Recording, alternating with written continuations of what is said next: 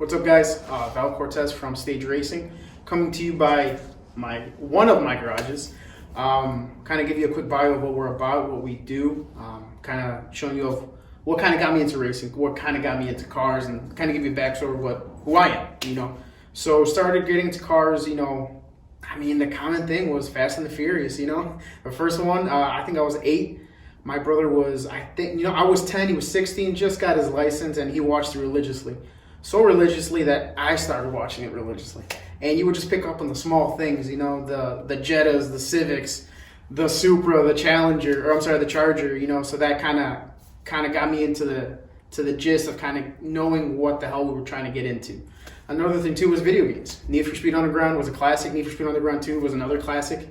Right when I got my license, though, I played sports my entire life, so that was my main thing, was football in high school. Cars wasn't that big of a thing, just because sports was my number one thing.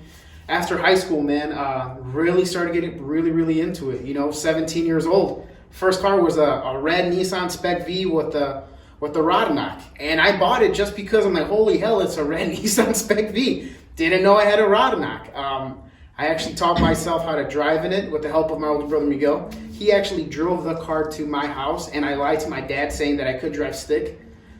I had no idea to drive stick. So Miguel, thank you for that, man. You showed me a lot of that. Stalled it very many times.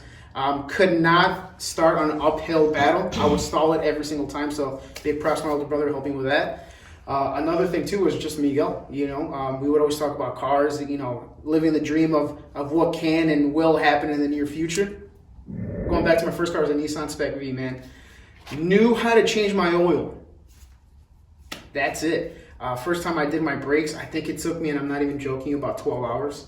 But the stubbornness came in and didn't want to ask for help. So YouTube was a big part of my life in my early career of wrenching. The only thing we ever did to that car was intake, exhaust, and that was it. I was a kid trying to ball on a budget. It was a great car. Sold it for a Nissan 350Z, and that was the pinnacle of me kind of falling more into cars. You went from a Sentra, which I still love this bad boy, to a Z. The classic Z badge and everything like that. I loved it. It was rear-wheel drive. Went to school to UTI for a diesel program. So I was a diesel technician since I was 20 to 27. Was a foreman. Did a lot of Cummins stuff. Did a lot of Detroit, Allison, all that good stuff. It was fun. Kind of got away from it. Got a good corporate job that pays me very well. But don't forget my old wrenching days. So that was always very fun. After the Z, sold that to pay off student loans. Got married. Bought my second Spec V, and it was really just my wife kind of giving me a charity hug of found it for like $500. It was a complete turd.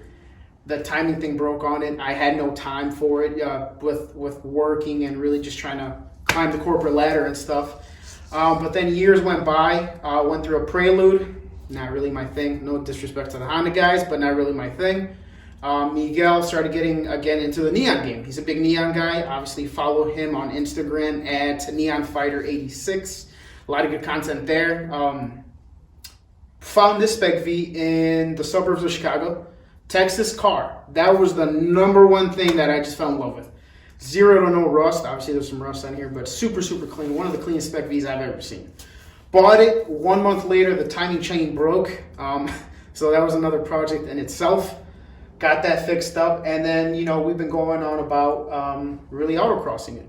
So in the next couple of videos, in the next couple months, hell, maybe the next couple of years, you'll be following us in the process of making this 2003 Spec V into something that everyone can enjoy. From autocrossing with the Midwest Console SCCR guys, to Grid Life, to Optima Speed Challenge, stuff like that. If it's going to Gingerman, if it's going to Blackhawk Farms, even if it's in your local shopping malls, just trying not to take some cones. We'll be there. We'll take this bad boy with us, and hopefully you'll like the content we bring up. Thanks, guys.